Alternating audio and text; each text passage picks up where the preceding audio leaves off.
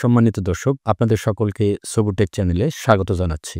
সম্মানিত দর্শক, এই ভিডিওতে আমরা দেখব কিভাবে একটা বড় অর্থাৎ অনেকগুলো পেজের ওয়ার্ড ডকুমেন্ট থেকে নিজের প্রয়োজন মতো সিলেক্টেড কিছু পেজ নিয়ে পিডিএফ তৈরি করা যায়। চলুন শুরু করা যাক। আমি একটি ওয়ার্ড ডকুমেন্ট ওপেন করলাম। দেখুন এই ডকুমেন্টটি অনেক বড় এবং এখানে 20টি পেজ রয়েছে। আমি যদি সাধারণ নিয়মে এটিকে পিডিএফ করি তাহলে সম্পূর্ণ ডকুমেন্টটি অর্থাৎ এই 20টি পেজ নিয়ে একটি পিডিএফ ফাইল তৈরি হবে। কিন্তু আমি এখান থেকে 1 নাম্বার, 5 থেকে 7 নাম্বার এবং 20 নাম্বার শুধু এই 5টি পেজ নিয়ে একটি পিডিএফ তৈরি করতে চাই।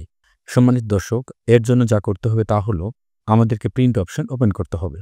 আমি কিবোর্ড থেকে Ctrl+P চেপে প্রিন্ট অপশন ওপেন করলাম। এরপর আমরা যে সকল পেজ নিয়ে পিডিএফ তৈরি করতে চাই সেই পেজগুলোর নাম্বার এখানে পেজেস এর ঘরে লিখে দিতে হবে, ঠিক যেমনভাবে আমরা কোনো কিছু প্রিন্ট করার সময় লিখে দিই।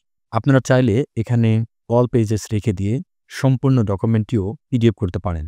তো আমি এখানে 1 নাম্বার, 5 থেকে 7 নাম্বার এবং লাস্ট পেজ অর্থাৎ 20 নাম্বার লিখে দিলাম। আপনারা আপনাদের প্রয়োজন মতো পেজ নাম্বার লিখে দিবেন। এরপর এখানে ক্লিক করতে হবে। এখানে সাধারণত প্রিন্টারের নাম থাকে।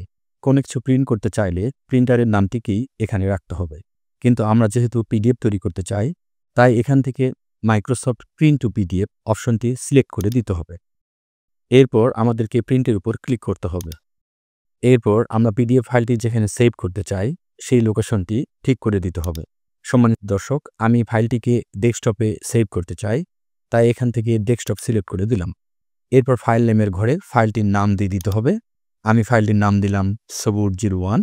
এরপর সেভ করে দিলেই আমাদের কাজটি হয়ে যাবে। আমি সেভের উপর ক্লিক করলাম। সম্মানিত দর্শক, চলুন দেখি ডেস্কটপে ফাইলটি পিডিএফ আকারে সেভ হলো কিনা। দেখুন এখানে সবুর01 নামে একটি পিডিএফ ফাইল তৈরি হয়েছে। আমি এটি ওপেন করলাম।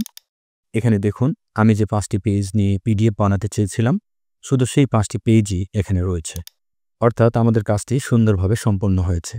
সম্মানিত দর্শক, ভিডিওটিতে দেখানো পদ্ধতি অনুসরণ করে আপনারা এটি করতে পারলেন কিনা তা কমেন্ট করে জানানোর অনুরোধ রইল। ভিডিওটি সম্পূর্ণ দেখবার জন্য আপনাদের সকলকে অসংখ্য ধন্যবাদ। আপনাদের সকলের সার্বিক সুস্থতা কামনা করে ভিডিওটি এখানে শেষ করছি।